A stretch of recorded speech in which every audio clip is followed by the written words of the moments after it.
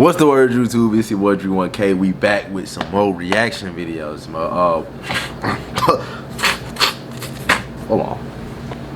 And we're back. We have 6 most disturbing forest encounters by caught on camera by Chilling Scares. Go. Daniel O'Neill is a YouTuber from the UK with a channel called English Woodsman, where he's been uploading videos of his wild camping, stealth camping, and woodland camping trips in the UK for almost 10 years.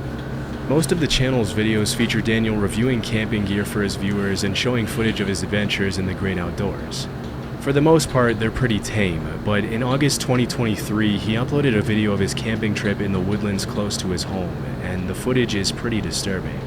The first part of the video pretty much just shows Daniel walking through the woods and talking to his subscribers, eating berries, and pointing out the sights on the way to the campsite.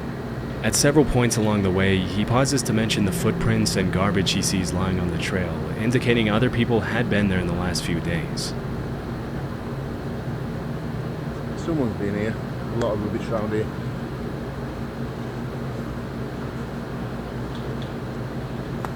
Look at the state of this. Does get used, doesn't it? After about a 20-minute walk, he sits down in a clearing where he plans to set up camp for the night and leans back on a tree to eat his noodles as he talks to the camera. It's not until around 25 minutes into the video that... I don't know, bro. I think I want to go camping so bad, bro, but I'm probably like the worst. I'll probably be like the worst camper in the world, fam. I don't know why, bro. This nigga just whipped out a pack of noodles. Nigga like me, bro, I for sure got the McDonald's in my shit. I ain't going back, bro. I for sure got McDonald's in my camping bag. I brought some chips, some snacks and shit. You feel me? Some quick shit. I'm not finna be out there with no noodles and shit. Is he finna make these hoes? His noodles as he talks to the camera. It's not until around 25 minutes into the video that things start to get seriously disturbing for Daniel. I'll be out Friday night, but I'm going away Saturday, so I've got a bit of a drive as well, so I didn't want to be tired, and it's going to throw it down Friday night as well. And rain camping is really good.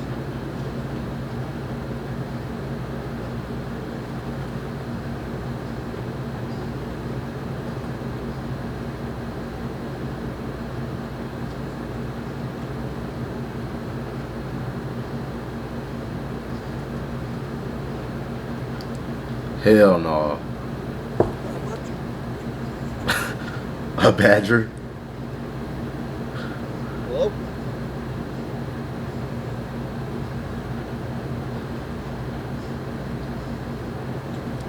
That's for sure two footsteps stepping at once. You feel me? I ain't gonna lie, bro. You gotta, where your pole at, fam? This is why I can't go camping, bro. I would love to, bro, but if I hear footsteps, even though some pretty human-like footsteps could be heard right behind Daniel, as soon as he turns around to scan his environment, there's nobody in sight. What's most disturbing is that as soon as he turned around and yelled hello, the footsteps immediately stopped. For the next few minutes, he sits down and tries to regain his composure as he sips his coffee and eats his noodles, but things only continue to get even more creepy as the sun begins to set. yeah, he out there cooking the noodles.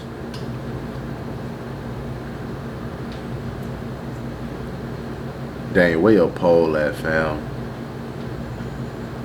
He got some hot shit though.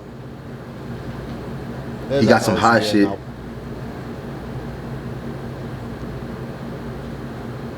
Hello?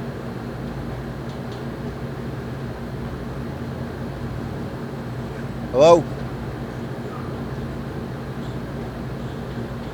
You got a bit of air, lad.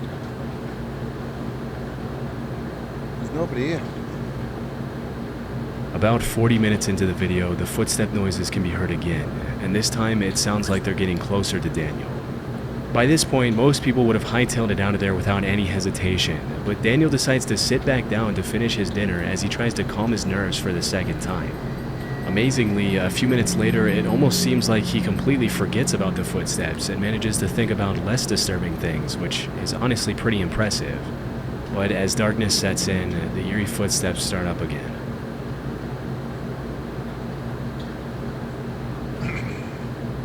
I'm gonna be honest. I can't stay here now. I'm gonna be a wimp. I don't care if people call me a wimp in the comments, but can't stay here. I'm too unsettled. Twin, you should have been left. I'm nervous. This nigga should have been left. Camping like this loads of times. I think I'm gonna go find somewhere else to get this busy set up. But I'm leaving this spot.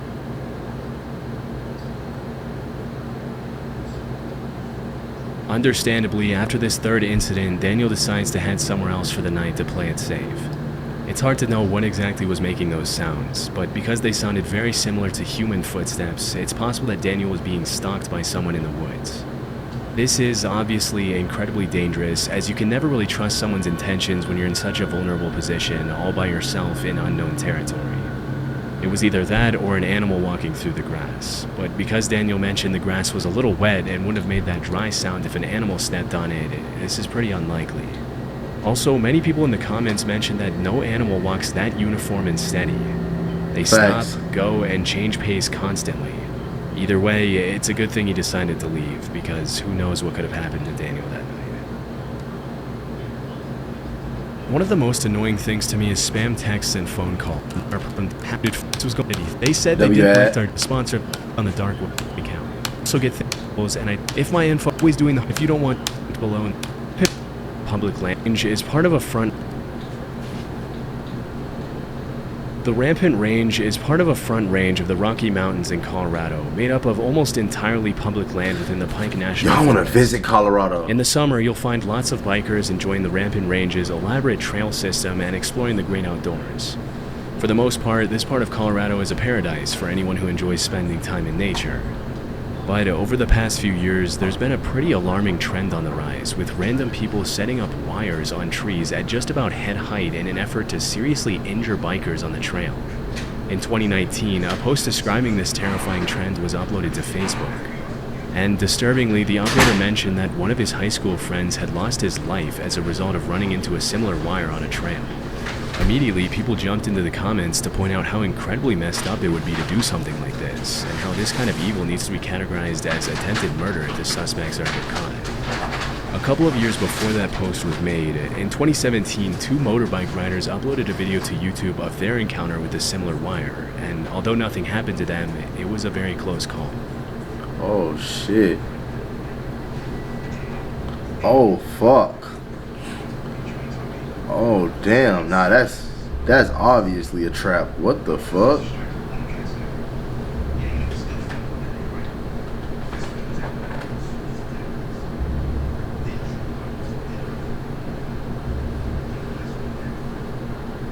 When these wires are set up off-trail, it can be hard to tell whether they were placed there out of malice or if a random camper or farmer placed the wires there to hang up clothes or something similar.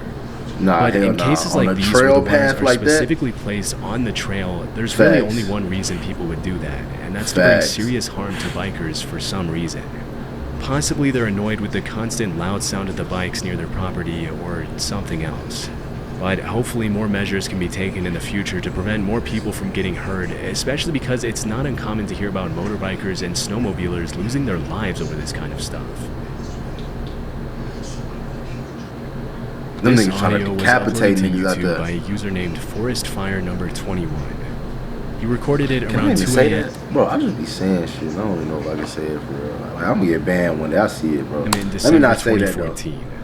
The uploader lives in a forest, and he mentioned that the noises in the audio were coming from deep in the woods behind his house.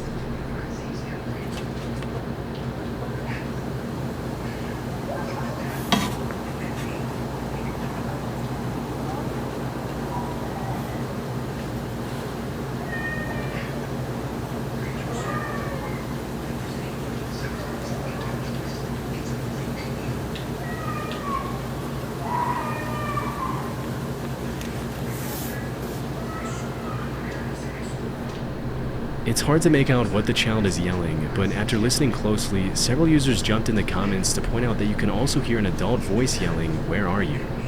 In addition to the young female voice making most of the noise, this quieter, more subtle male voice that can also be heard in the audio only makes the whole incident that much more disturbing. Near the end of the video, the uploader mentions that after that night, he checked the news every day to see if he could find some explanation for the screams, but he never did.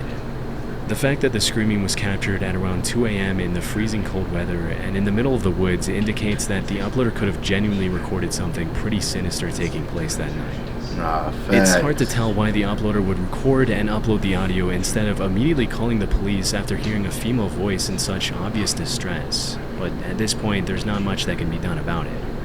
And who knows, maybe the uploader did call the police. There wasn't much context given in the video's description. We can only hope that whatever problem happened that night was eventually solved, but based on the shrillness of the screams and the strangeness of the whole situation, we probably won't ever be able to know for sure. Lisa is a life coach and YouTuber who often uploads videos of what it's like living in her van and traveling the country on her own. One afternoon in 2022, Lisa had parked her van on the side of the road and left the side door of her van open while she cooked her dinner inside, when suddenly a sketchy-looking guy approached her, poked his head in her van without her permission, and started asking her some pretty bizarre questions in French, a language Lisa doesn't speak. When she mentioned she didn't understand what he was saying, he pulled out a translator app to try to communicate with her. What the fuck? Nigga whipped out a damn translator. I ain't gonna cap, bro. If we can't speak the same language, please don't talk to me, bro. Cause I promise that's gonna be the most irritating shit ever. And I hate language barriers. One thing, I promise I do. I hate a language. Even if I could barely understand your ass. If you got broken English, please do not talk to me, bro. Cause I'm already slow enough. I already can barely understand regular words and regular shit that motherfuckers be saying on the daily. I ain't got time to try to figure out what the fuck you talking about. I promise I don't. Which obviously made her pretty uncomfortable, especially since she wasn't interested in talking to him in the first place after he invaded her personal space. After watching the guy struggle to use Google Translate for a few minutes, Lisa decided she'd had enough and shut the side door in his face, also closing the curtain to make sure the guy got the hint. Facts. Strangely, Thank for you, over Lord. half an Thank hour, you. the guy then stood outside in the rain and tinkered with the translator app to try to communicate with Lisa, even after she made it more than obvious that she wanted nothing to do with him.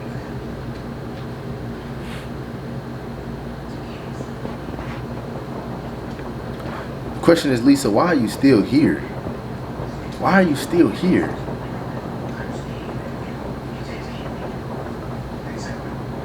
Look at this nigga. This nigga ain't got no hoodie on. Just in the rain, letting the rain smack his head, bro. This nigga's clearly evil as fuck. Hank, you just moved even closer so that I can't move out and so that I can't go forward. He just boxed you in too.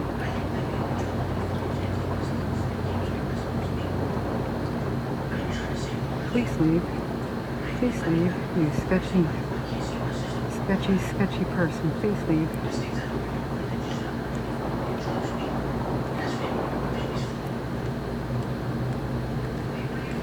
With a very shady demeanor, the man snuck into the bushes and pretty much just stalked Lisa from a distance, as if he thought she couldn't see him. As the sun began to set, Lisa kept an eye on the guy outside to make sure he didn't try to get close to her again, but the man just kept on bringing his car closer to her van and blocking her exit in different ways for more than half an hour. It's the fact that she stayed Starting to freak me out. and called no cops. It's been like a half an hour and it just keeps on moving this vehicle so you can see in my van here. Anyways, it's 7 o'clock. Bro, some people are just like, I'm sorry, bro. Some people just are too slow for me. Like, if there's somebody around you doing all this, it's only you and him in the rain. It ain't too many people out there, shorty. Drive your fucking vehicle. Call the cops. Do something. You recording this video right now ain't helping you in not a damn bit. Maybe afterwards, but in this moment right now, ain't helping shit. 7 p.m. It's entertaining to us though. You feel me? Fortunately, just as darkness had begun to set in, a family in an RV pulled up right behind Lisa and spent the night in the same parking lot as her, which comforted her enough to stay there the entire evening. Okay. Disturbingly, the guy left Makes soon sense. after the other family arrived, but came back about 3 hours later in the dead of night to check if Lisa was still there. When he saw the other family in the RV was also still in the parking lot, he left and didn't come back. The next morning, Lisa left early and never saw the guy again. That nigga It's was hard on to tell different what the time. guy's exact intentions were, but based on his overall sketchy demeanor and questionable behavior, they couldn't have been anything good. That nigga was coming for something. That nigga was coming for something, bro. People gotta stop camping with no gun or anything, bro. You gotta have that motherfucker. The one thing we can be sure about is that it's a good thing the other family in the RV arrived at the parking lot when they did. Otherwise, who knows what the van would have done to Lisa. That's God, though. That's God. In May 2014, an Imager user uploaded a blog post where he talked about the time he went to visit a friend in northern Germany. According to the uploader, his friend told him about these pipes that he had found in the woods near his house that stuck up out of the ground like periscopes. Apparently, his friend and his siblings played near the pipes as kids and knew that there were bunkers hidden below them, but their parents never allowed them to get near them out of concern for their safety. During the visit narrated in the blog post, the uploader and his friend decided to check out the pipes and finally go down into the bunkers that they never had permission to explore when they were younger, and they found some pretty disturbing stuff. A few hundred feet away from the trees, they found the entrance to the bunker covered with a loosely placed piece of wood that they easily removed with a crowbar. Once inside, all they could see were these long, seemingly endless, hospital-like hallways that extended for thousands of feet under the woods. As they ventured further and further into the maze of tunnels, they found graffiti on some of the walls, indicating they weren't the first people to get the idea to explore the underground bunkers. To the explorers' horror, one of the walls deep inside the tunnels had the word "help" in German graffitied all over it. It's possible that it was just sprayed on there by another group of teens trying to be funny, but the eerie nature of the bunker, coupled with the general state of disarray, really makes you wonder if something more sinister took place down there. Who the hell would just write possibly help? even written by German soldiers in the later parts of World War II. As they traveled deeper into the bunker, they found some more disturbing graffiti, with one of the eeriest messages reading, "Hello Satan, I love you." Obviously, that's not the kind of message you want to see in a tunnel system like this, but the two friends Bro, we decided got to some keep on weird niggas exploring in this anyway. world.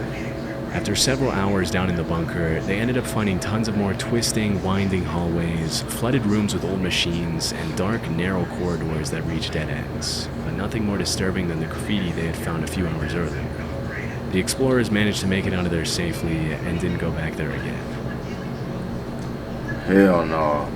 In the summer of 2016, reports started surfacing that people were finding dangerous booby traps along a very well-known hiking trail in the High Mountain Park Preserve in Wayne, New Jersey.